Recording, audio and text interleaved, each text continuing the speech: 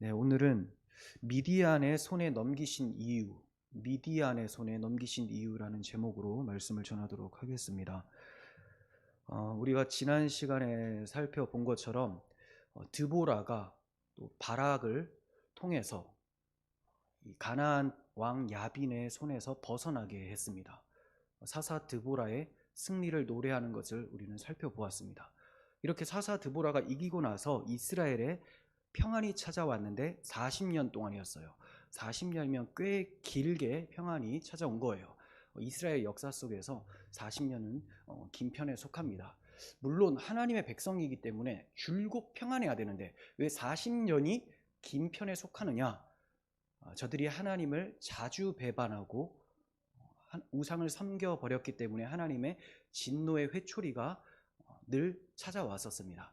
그래서 40년 동안 평안하다가 또다시 저들이 여호와의 목전에서 악을 행하여 하나님의 징계를 받게 되는 것이 오늘 본문의 시작이에요.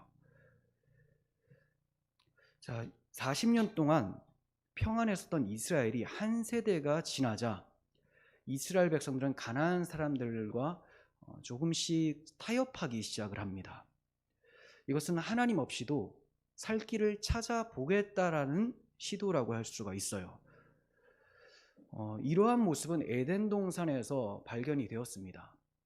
에덴 동산에서 첫 범죄를 우리가 기억을 합니다. 죄의 본질은 하나님 없이 스스로의 힘과 판단으로 살아가려는 시도예요. 하나님 없이 스스로의 힘과 판단으로 살아가려는 시도가 죄의 본질이에요. 이것이 우리의 삶의 어떤 모양으로 나타나느냐? 세속화라는 모양으로 나타나는 거예요. 세속화. 세속화라는 것은 세상의 원리, 즉 하나님 없이도 살 수 있다고 여기는 타락한 아담의 본성을 쫓아서 살아가는 것이 세속화예요. 하나님 없이도 나의 힘으로, 내 판단으로 스스로 살아갈 수가 있다. 세속의 가치, 그 원리를 따라서 내가 살겠노라. 이게 세속하고 이게 바로 죄의 시작이라는 겁니다. 하나님을 빼버리는 것. 교회가 힘을 잃는 것은 하나님을 잊어버렸을 때예요. 하나님을 잊어버렸을 때. 하나님을 잊어버리면 반드시 교회는 세속화되어져요. 세속화되어지면 성도라고 표현하기가 어려워져요. 성도는 거룩한 물이라는 뜻이잖아요. 거룩이라는 것은 구별됨을 얘기를 합니다. 근데 세속화가 되어버리면 더 이상 구별이 안 되는 거예요. 흑암 가운데 빛을 집어넣는데 이 빛이 빛을 잃어버렸을 때 빛이 빛을 잃을 수가 없죠. 그러니까 완전히 잃어버렸다는 것은 가짜라는 거예요. 이렇게 잃어버리면 흑암에서 어떤 구별이 있겠습니까? 그러므로 세속은 하나님을 떠난 거룩한 백성으로부터의 이탈이다라고 할 수가 있어요. 자, 이러한 세속화가 본문의 이스라엘 백성들에게 나타나고 있었습니다. 자, 이것이 몇 번째 타락입니까? 사사기에서만 5번째 악순환이에요. 이렇게 죄에 빠지면 하나님은 자기 백성을 그냥 두지 않으시고 회초리로 대십니다. 그렇게 회초리를 때리시면 이스라엘 백성들은 아파서 부르짖게 되고 그때마다 하나님께서는 그들을 구원하시면서 너희는 나를 떠나서 살았지만 나는 너를 떠나지 않겠다. 내가 지금 회초리를 때려서라도 너희를 회복시켜서 너희와 함께하는 하나님이다라는 것을 드러내 보이셨습니다. 오늘 본문 이후에도 그러한 하나님의 함께하심, 늘 동행하시면서 회초리를 대시면서 바꾸어내시는 하나님을 발견하게 됩니다. 자, 1절에서 2절을 봅니다.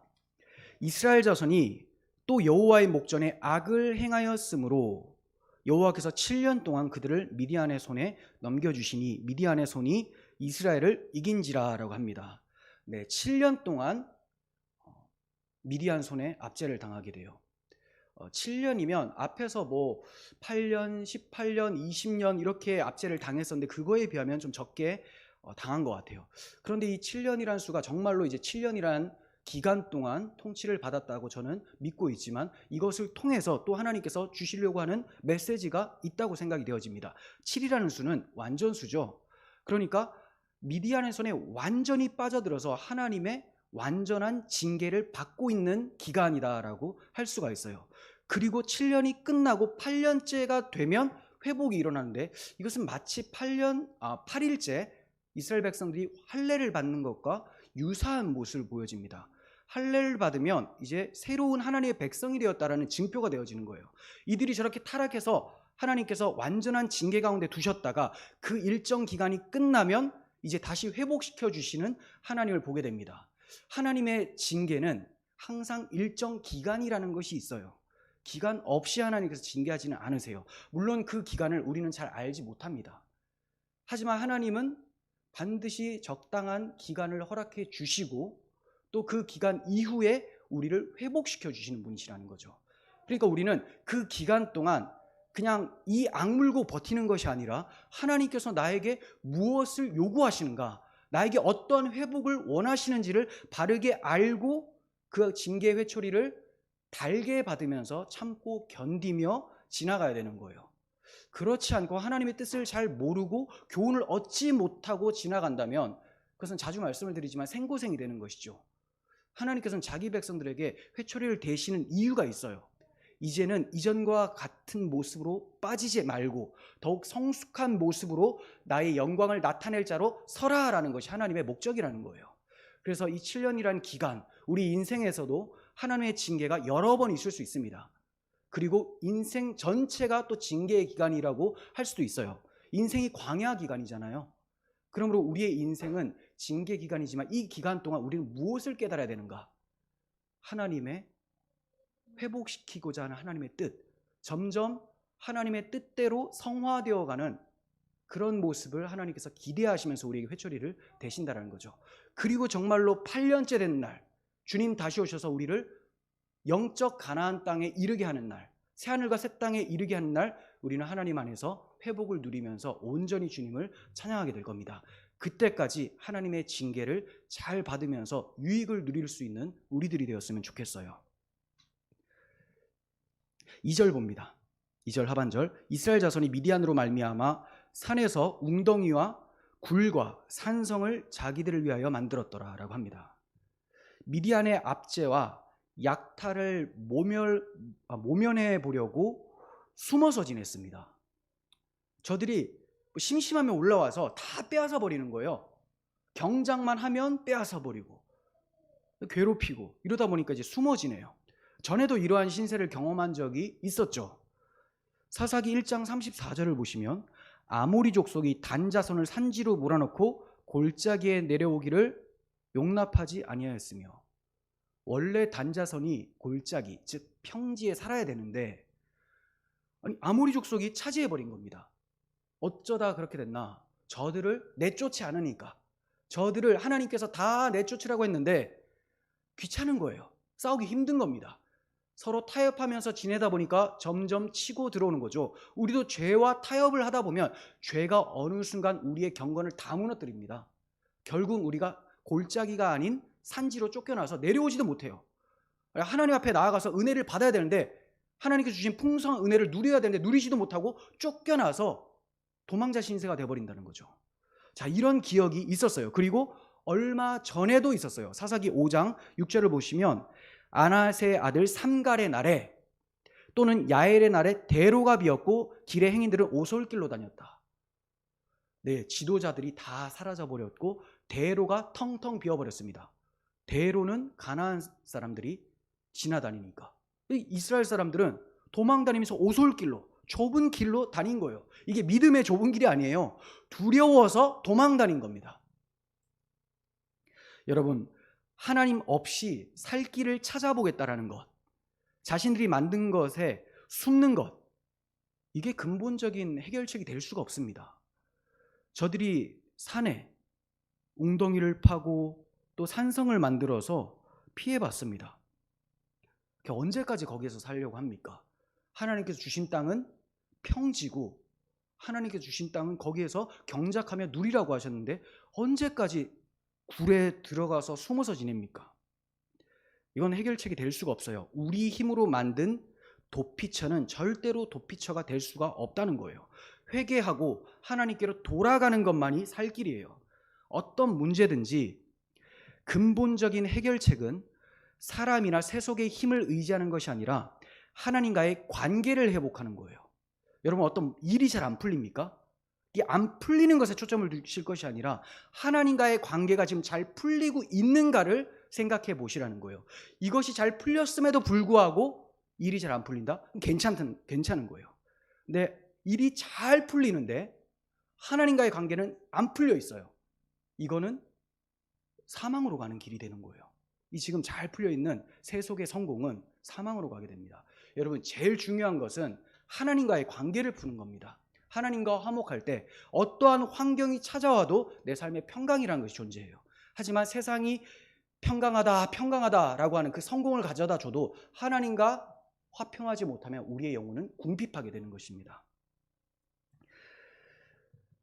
사람들 스스로의 힘으로 만든 웅덩이와 굴, 산성은 절대로 피난처가 될 수가 없어요. 성경은 오직 여호와 하나님만이 이스라엘의 하나님 백성의 피할 바위시고 산성이시고 요새시다라고 말씀하고 있습니다. 시편 18편 2절 봅니다. 여호와는 나의 반석이시요 나의 요새시요 나를 건지시는 이시요 나의 하나님이시요 내가 그 안에 피할 나의 바위시요 나의 방패시요 나의 구원의 뿌리시요 나의 산성이시로다. 근데 지금 시편 기자는 여호와만이 나의 피할 바위다, 여호와께로 내가 숨는다라고 해요. 왜 그렇게 피하냐? 그게 제일 안전하니까. 근데 여호와께 피한다는 것은 도대체 어떻게 피한다는 겁니까? 여호와께서 이렇게 팔을 이렇게 하고 계십니까? 눈에 보이고 우리는 그 여호와의 품에 딱 들어가는 겁니까? 그런 게 아니라는 거잖아요. 여호와는 안 보이십니다. 그럼 여호와께 피하는 게 뭐냐? 여호와께서 말씀하신 그 약속을 굳게 믿고 회개하여 약속을 다시 회복하는 것, 이게 피하는 거예요. 여호와의 말씀대로 순종하며 사는 것, 이게 피하는 거라는 거죠.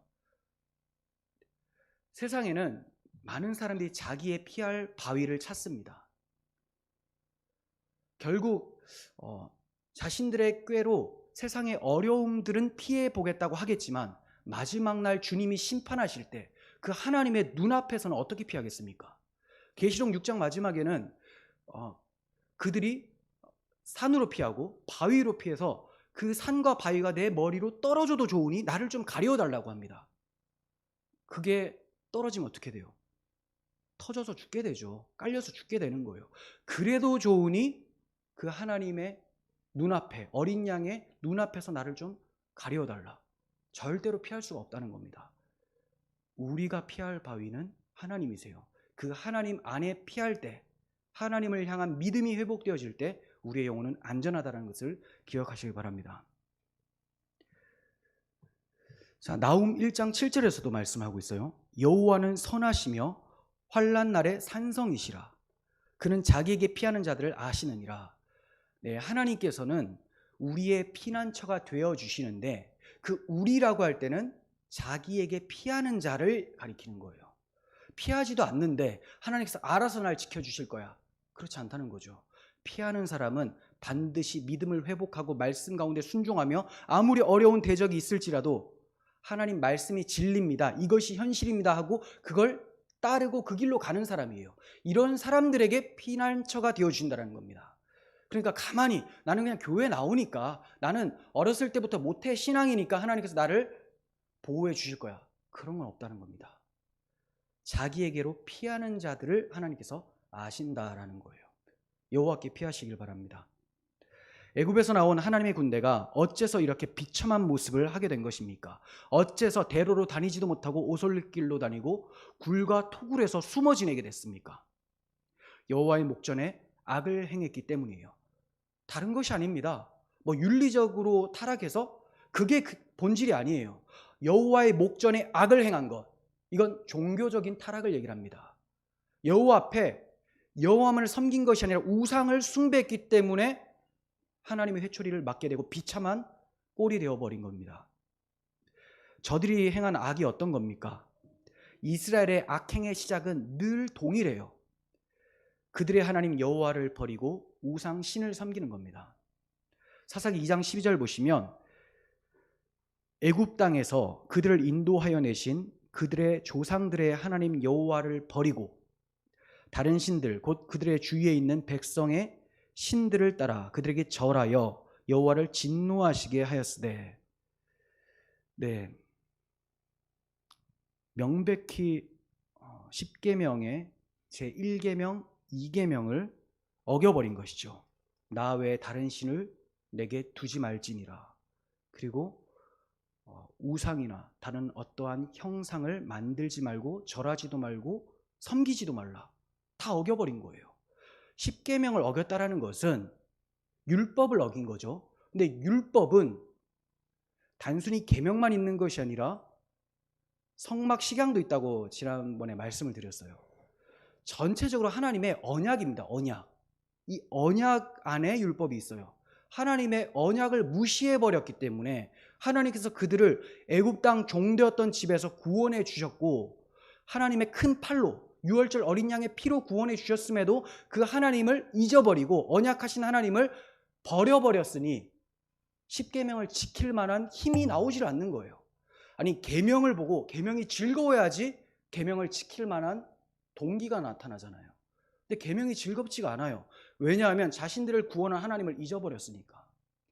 자신을 끔찍히 사랑하는 하나님을 놓쳐버렸으니까 내가 굳이 저 계명을 왜 지켜야 되는가? 이런 생각이 든다는 거죠. 그러면 하나님을 버린 자리에 반드시 뭐가 들어오냐? 우상이 들어옵니다. 세상의 것이 들어온다는 거예요. 그래서 순서가 그래요. 하나님을 버리고 우상신을 섬겼다라고 말씀하고 있죠. 우리가 하나님으로 충만하지 못하면 그 비어진 공간에 반드시 세속 우상이 들어오게 됩니다. 하나님으로 온전히 충만하지 못하면 그 충만하지 못한 만큼 들어오게 되고, 하나님이 완전히 떠나버리면 우리는 귀신 들리게 되는 거예요. 세속에 완전 빠진 게 귀신 들린 거죠. 마귀가 원하는 대로 살게 되는 것이죠. 하나님을 회복해야 돼요. 3절에서 5절 봅니다. 이스라엘이 파종한 때면 미디안과 아말렉과 동방 사람들이 치러 올라와서 진을 치고 가사에 이르도록 토지 소산을 멸하여 이스라엘 가운데 먹을 것을 남겨두지 아니하며 양이나 소나 나귀도 남겨두지 아니하니 이는 그들의 짐승과 장막을 가지고 올라와 메뚜기 떼같이 많이 들어오니 그 사람과 낙타가 무수함이라. 그러니까 군대만 들어오는 게 아니라 짐승까지 다 데리고 오는 거예요. 왜냐하면 저들이 파종해서 먹을 것이 나오니까 짐승까지 다 먹이는 거예요. 사람 먹을 것도 없는데 짐승까지 다 먹이니까 지금 이스라엘 사람들 먹을 게 있겠습니까? 초토화시켜버리는 겁니다. 너희들이 곡식 심었지? 우리가 먹겠다. 이제 꺼져라. 다 먹어버리는 거예요. 그들이 그 땅에 들어와 멸하려 하니 라고 하죠. 다 먹어치우고 이제 죽이려고 해요. 잘 먹었다. 밥값을 내는 것이 아니라 잘 먹었다. 이제 네 목숨도 내가 가져가겠다. 어떤 자들이? 미디안과 아말렉과 동방 사람들이, 한마디로 동네 북이 돼버린 거예요. 여호수아는 광야에서 정탐을 하고 나서 그 땅 백성을 두려워하지 말라. 그들은 우리의 먹이다 라고 얘기를 했어요. 그가 그렇게 얘기할 수 있었던 것은 믿음을 가지고 있었기 때문입니다. 무엇에 대한 믿음? 하나님께서 약속하셨기 때문에 언약에 대한 믿음. 내가 그 땅을 너희에게 주겠다. 그러니까 거기에 기골이 장대한 사람들이 있어도 하나님이 주신다고 했으니까 들어가서 먹으면 된다. 우리 밥이다. 이렇게 했어요. 근데 지금 누가 밥이 됐습니까? 여호수아가 다 떠나고 믿음 있는 사람들이 떠나고 나니까 이스라엘이 오히려 밥이 돼버린 거예요. 그들이 먹으러 오는 거죠. 그래서 정말로 다 쳐들어와서 다 먹어버립니다. 먹고 죽이려고 합니다. 그러니까 저들이 대로로 다니지도 못하고 오솔길로 다니고 굴에 숨고 자기 산성을 만들어서 피해버렸다는 거예요. 정말로 저들이 들어와서 약탈하여 다 먹어치웠기 때문에 궁핍함이 심하였다라고 6절에서 말씀하고 있죠. 이스라엘이 미디안으로 말미암아 궁핍함이 심한지라. 이에 이스라엘 자손이 여호와께 부르짖었더라. 네, 분명히 미디안으로 말미암아 궁핍함이 심한지라라고 해요. 근데 우리 이걸 문자적으로만 볼 것이 아니라 이 뒤에 움직이는 손을 볼 수 있어야 돼요. 미디안이 언제부터 그렇게 강합니까? 이전에 여호수아가 완전히 박살을 냈습니다. 이전에는 이겼었던 그런 대적들이었어요. 근데 왜 갑자기 강해집니까? 하나님께서 미디안이라는 회초리를 드셨기 때문에. 그 회초리를 누가 드느냐에 따라서 달라요. 마귀가 들잖아요. 아무것도 아니에요. 사람이 사용하잖아요. 아무것도 아니에요. 근데 하나님이 들어버리면 이거 진짜 아픈 매가 되는 것이죠. 피할 수가 없어요. 피해도 뭐 쫓아가서 다 때려버리니까. 그래서 미디안으로 말미암아 궁핍하게 된 것이 아니라 하나님의 징계의 회초리로 말미암아 굶어 죽게 되었다. 이렇게 해석을 해야 되는 거예요. 그래서 성경은 미디안의 손에 넘겨주었다라고 말씀하고 있죠. 1절에 보면 하나님께서 미디안의 손에 이스라엘을 넘겨주셨다. 그래서 미디안이 이기더라 이렇게 얘기를 해요. 하나님이 넘겨주시지 않으면 절대로 이스라엘을 이길 수가 없어요. 참 희한합니다. 하나님의 백성 이스라엘 교회는요, 세상이 감당하지 못하는 자들이에요. 세상이 절대로 이길 수 없는 불패의 공동체입니다. 그런데 아이러니하게도 아주 세상의 밥이 되는 것도 교회예요. 왜 그런가? 이 교회, 이스라엘, 하나님 백성이 하나님만 의지하며 믿음을 가지고 있으면 불패의 공동체가 되는데 하나님을 놓치잖아요. 믿음을 떠나잖아요. 그럼 아무한테나 밟힙니다. 한국교회 엄청나게 밟히죠. 왜? 믿음이 없으니까. 복음이 없으니까. 믿음이 무엇에 대한 믿음입니까? 복음, 하나님의 언약에 대한 믿음인데 복음을 잃어버리니 아무한테나 밟히는 거예요. 뭐 언론에도 밟히고 정치인들한테도 밟히고 불신자들한테 밟히고 다 밟혀요. 근데 믿음이 회복되고 복음의 능력이 있으면 세상이 빛과 소금이 되어져요. 우리가 이것을 회복을 해야 돼요. 그래서 야, 이게 왜 이렇게 우리만 공격하나? 저는 이제 알겠어요. 야, 너무 타락했으니 정도껏 타락해야 되는데 우리가 봐도 이거 너무한 거 아닌가 정도로 타락해버리니 밟히는 거죠. 예, 소금이 맛을 잃으면 길에 버려지고 밟히게 된다고 주님께서 말씀하셨지 않습니까? 다시 맛을 얻어야죠. 그 맛은 예수 그리스도의 맛을 회복을 해야 된다는 거예요.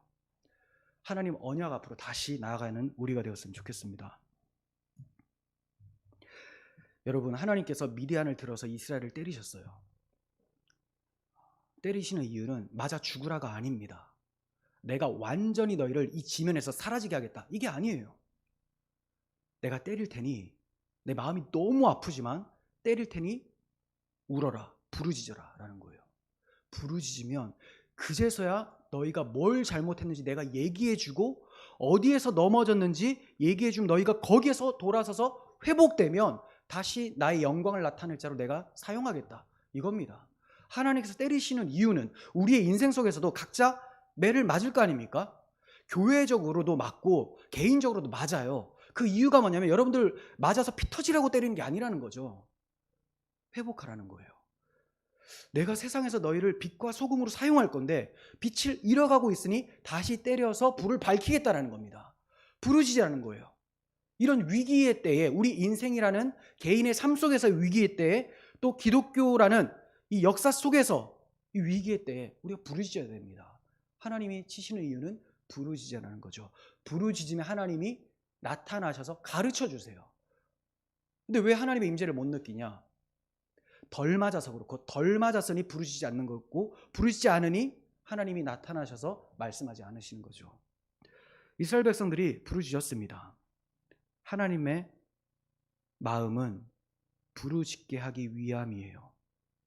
이 점이 이사야 선지자를 통해서 하신 말씀에도 잘 나타나 있어요. 이사야 55장 6절부터 보시면 너희는 여호와를 만날 만할 때 찾으라.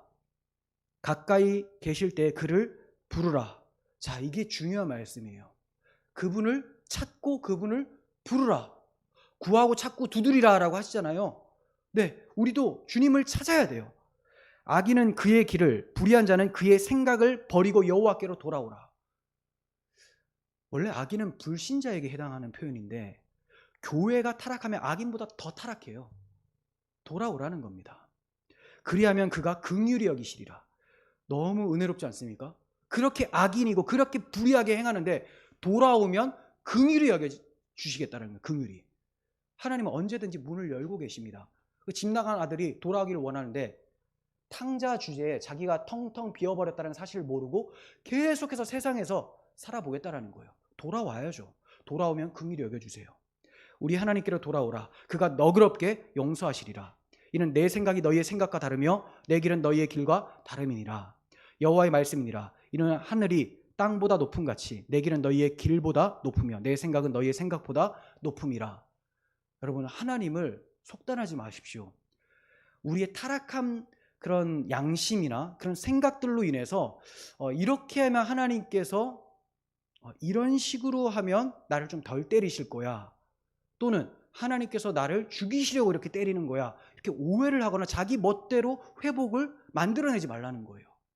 하나님은 언제든지 두 팔 벌려서 우리를 안아내시려고 준비 중에 있어요.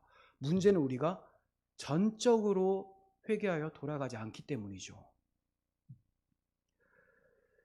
이스라엘 자손이 미디안으로 말미암아 여호와께 부르짖었습니다.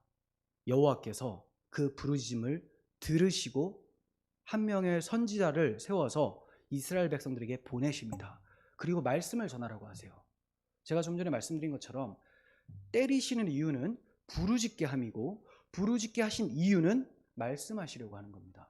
그럼 말씀하시는 이유는 듣고 어디에서 떨어졌는지 알고 회개하여 회복되어 주의 영광을 나타내게 하시기 위함이라는 거죠. 그래서 선지자를 보냅니다. 선지자가 말씀을 대언하는데 그 말씀을 봅니다. 8절 하반절, 여호와께서 이같이 말씀하시기를 이스라엘의 하나님, 내가 너희를 애굽에서 인도하여 내며 너희를 그 종되었던 집에서 나오게 하여 애굽 사람의 손과 너희를 학대하는 모든 자의 손에서 너희를 건져내고 라고 합니다. 자, 선지자가 어떤 선지자인지는 몰라요. 근데 선지자를 보내셨어요. 그 선지자가 대언하는 내용이 뭐냐? 너무나 익숙한 말씀이죠. 맨날 얘기하시는 출애굽을 성공시킨 하나님의 권능, 하나님의 인도하심을 나타내고 있어요. 제가 사사기 설교하면서 참 어떤 면에서는 민망한 게 뭐냐면 계속 똑같아요. 근데 왜 계속 똑같으냐? 계속 타락하니까.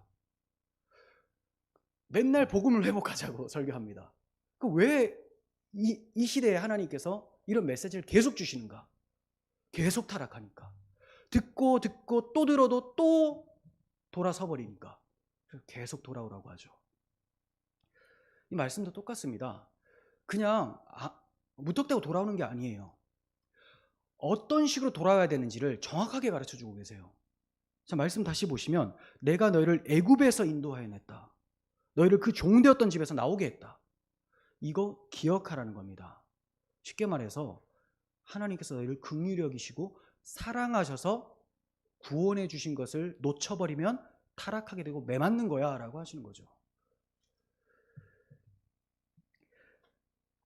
저들은 애굽 땅에서 애굽왕 바로의 종 노릇을 하고 있었습니다.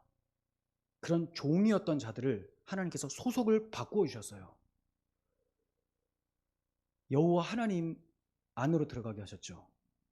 이제 하나님께서는 그들의 하나님이 되셨고 또 그들은 하나님의 백성이 되어졌습니다. 그런데 저들이 또 타락하게 되는 거죠. 분명히 하나님의 백성, 하나님이 그들의 하나님이라는 것은 하나님과의 관계성을 말씀해 주신 거예요. 관계성. 너희가 애굽에서 바로의 소속이었는데 이제 나에게 소속이 됐다. 나하고 그런 관계야. 하나님께서는 하나님과 어떤 관계에 있는지를 기억하고 회복하라고 말씀하고 계세요.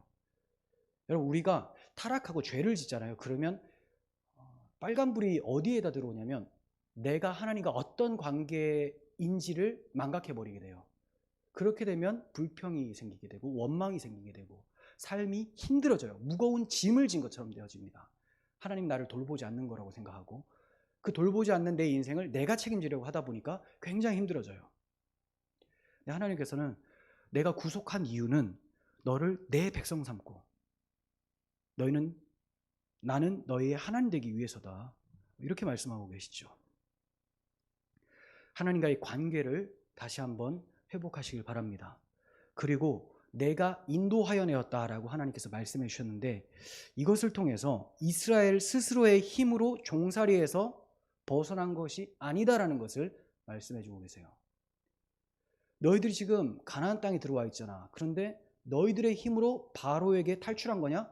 아니다. 내가 인도해 냈다. 이렇게 말씀하고 계십니다. 그러니까 오직 하나님의 크신 권능으로 벗어났기 때문에 우리가 외쳐야 될 것은 오직 은혜라는 거죠. 오직 은혜. 하나님 다 하셨다라는 거예요. 시편 44편 2절 한번 찾아볼게요. 시편 44편 2절에서 3절.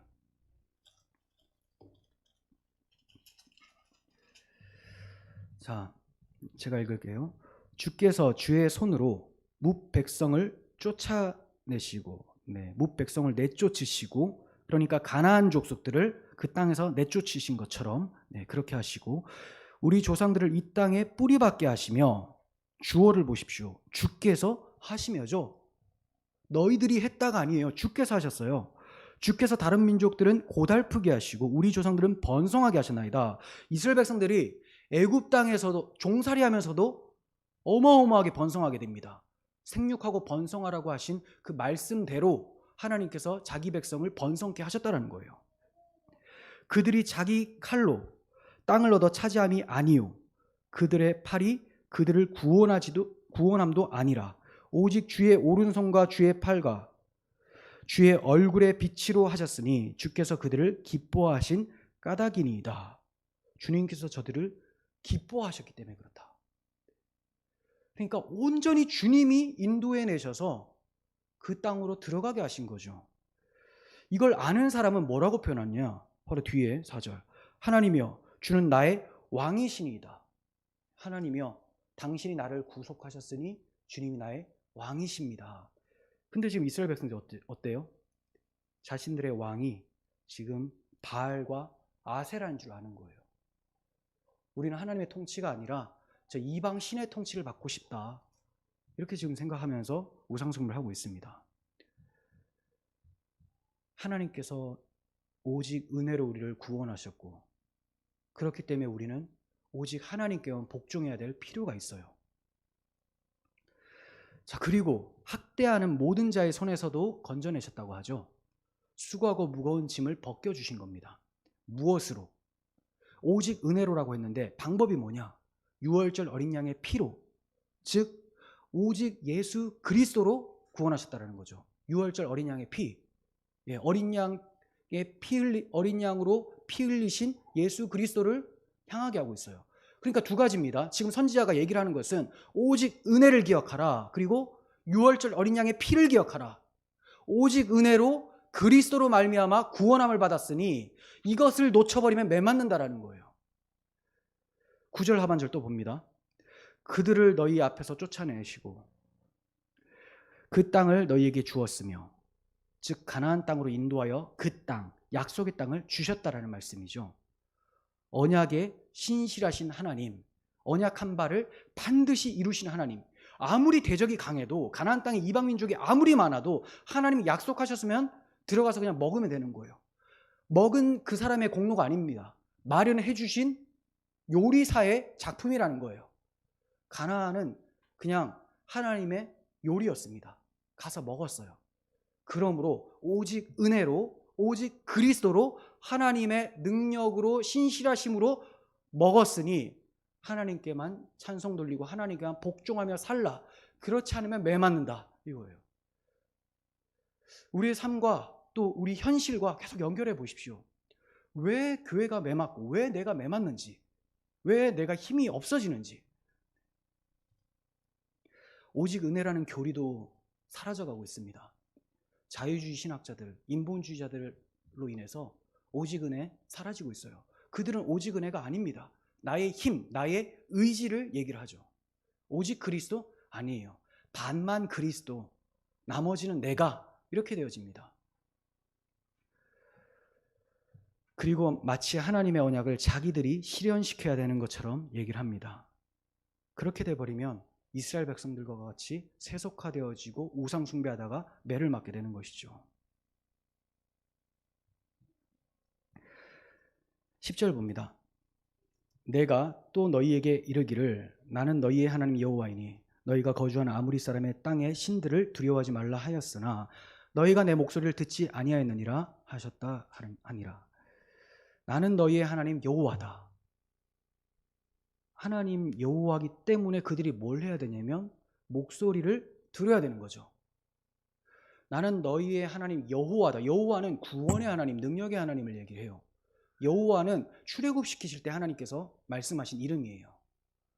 그러면 구원의 하나님은 무엇을 요구하시느냐? 목소리에 순종하는 것을 요구하시는 거예요. 순종. 선지자가 전하는 핵심이 무엇입니까? 하나님의 백성이 언약을 깨뜨렸다는 겁니다. 언약이 하나님을 버리고 바알을 숭배했기 때문에 여호와의 목전에서 악을 행한 것이고, 이것이 미디안의 손에 넘겨지게 된 이유라는 거예요. 하나님께서는 그들을 애굽에서 구원하신 그들의 구속자이자 통치자입니다. 구속을 하셨으면 값을 주고 사셨잖아요. 무슨 값? 어린 양의 피값. 예수 그리스도라는 하나님의 아들의 피값을 우리를 사셨어요. 그럼 구속주는 반드시 통치자가 되어줘야 됩니다. 우리는 반드시 구속하신 분에게 통치를 받아야 되고 그분만을 섬겨야 될 필요가 있어요. 이게 성경의 원리입니다. 구속주는 통치자가 된다. 누가복음 1장 71절 보시면 우리를 구원하신 이유를 잘 설명하고 있습니다. 우리 원수에게서와 우리를 미워하는 모든 자의 손에서 구원하시는 일이라. 우리 조상을 긍휼히 여기시며 그 거룩한 언약을 기억하셨으니 곧 우리 조상 아브라함에게 하신 맹세라. 아브라함에게 하신 맹세는 자손을 통하여 복을 주겠다, 땅을 주겠다. 즉 예수 그리스도를 통하여서 복을 받고 하나님 나라라는 땅을 받게 될 것이다. 이거예요. 우리가 원수의 손에서 건짐을 받고 종신토록 주의 앞에서 성결과 의로 두려움 없이 섬기게 하리라 하셨도다. 하나님께서 구원하신 이유가 종신토록 주의 앞에서 성결과 의로 두려움 없이 섬기게 하시려고 구원하셨다라는 거죠. 그런데 저들이 어떻게 했습니까? 여호와 하나님을 버리고 다른 신을 섬겼던 거예요. 우리 교회가, 한국 교회가 회복해야 될 것은 통치자를 바르게 인식하는 거예요. 그러기 위해서는 구원하신 분이 누구신지를 바르게 알고 어떻게 구원해 주셨는지를 바르게 아는 게 중요합니다. 이것은 복음을 회복하라는 것이고 또 복음의 능력을 세상에 나타내라는 명령이에요. 구원하신 분이 누구냐? 복음을 회복하라는 거예요. 어떻게 구원하셨느냐? 그걸 알면 그리스도의 사랑이 우리를 이끌고 가겠죠. 복음의 능력이 나타나요. 미디안의 손에 넘겨진 이스라엘에게 말씀하신 하나님은 오늘도 우리에게 말씀하세요. 너희는 누구를 섬기고 있느냐? 그리스도인들은 자기를 위해 사는 사람들이 아닙니다. 자기 배를 섬기는 자가 아니라, 자기 가족을 섬기는 자가 아니라, 세상을 섬기는 자가 아니라 오직 하나님, 우리를 구속하신 통치자를 섬기는 자들이에요. 고린도전서 6장 20절 보시면 값으로 산 것이 되었으니 그런즉 너희 몸으로 하나님께 영광을 돌리라. 네, 주님이 사셨으니 주의 이름으로 하나님께 영광을 돌리라 라고 하죠. 로마서 14장 7절에서도 우리 중에 누구든지 자기를 위하여 사는 자가 없고 자기를 위하여 죽는 자도 없도다. 우리가 살아도 주를 위하여 살고 죽어도 주를 위하여 죽나니 사나 죽으나 우리가 주의 것이로다. 사나 죽으나 주의 것으로 살고 죽는 것이죠. 어떻게 살다가 가겠습니까? 어떻게 죽으실 것입니까? 나의 구속자, 나의 통치자를 위해서 살다가 죽는 것, 이게 가장 가치 있는 것이요, 가장 평안한 것이죠.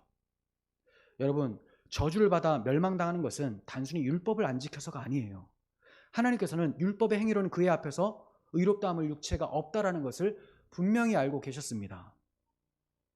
그런데 그러한 우리들을 위해서 하나님께서는 그러한 우리들을 위해서 당신의 아들을 준비시켜 주시고 이제 당신의 아들을 믿음으로 의롭다 해주시기를 작정하셨어요.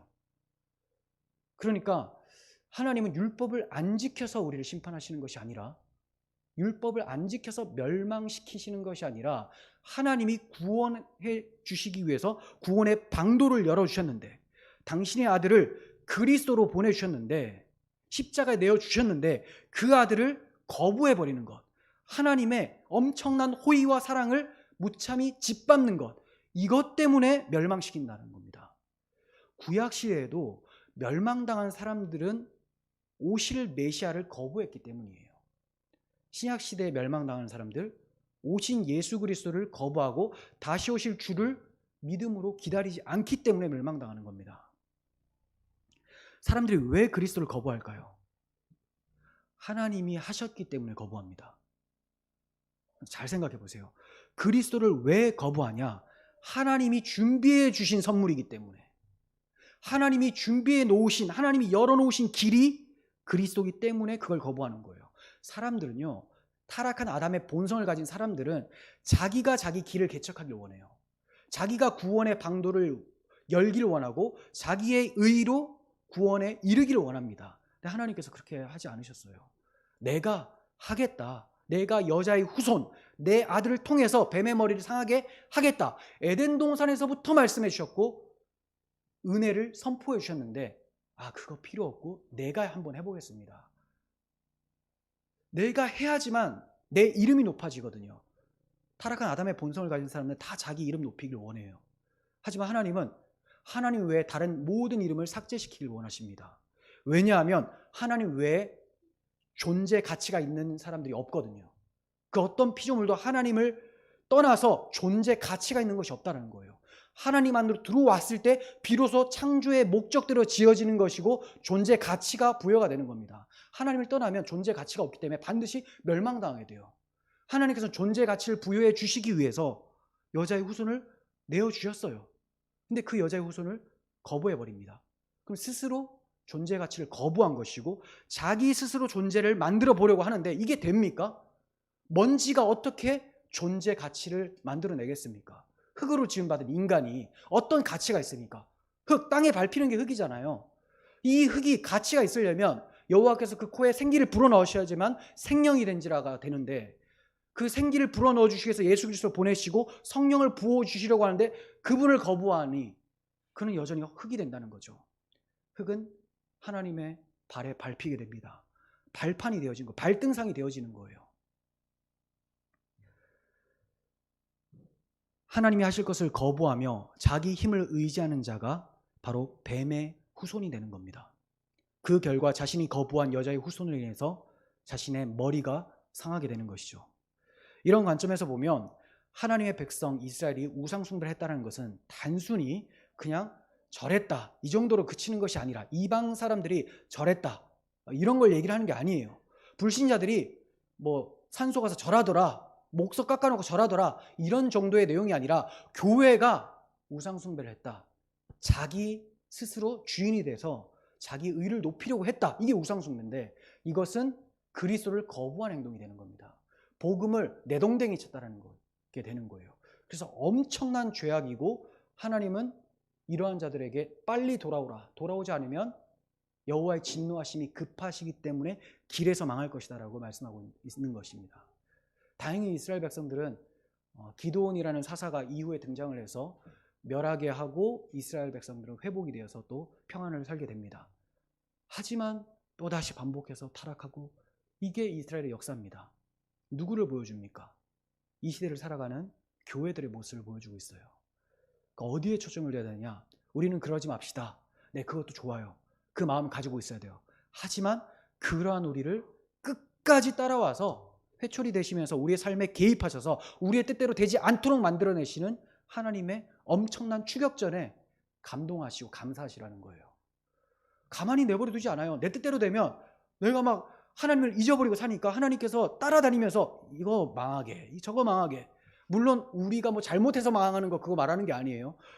그 다 하나님께서 하셨다 이렇게 치부해버리지 마시고 내가 불경건해서 하나님께서 막으시는 것들이 분명히 있을 거라는 거죠. 근데 그것 때문에 탄식하지 마시고 하나님의 그 끊임없는 사랑, 그 추격전에 감동하시고 감사하시라는 거예요. 그렇게 하나님께 다시 회복되어서 나아간다면 하나님께서 우리의 팔을 높이 들어주실 겁니다. 대적으로부터 우리의 내부나 외부의 모든 대적으로부터 승리를 경험하게 하실 거예요. 그리스도께서 승리하셨기 때문에 그의 몸된 교회도 반드시 승리합니다.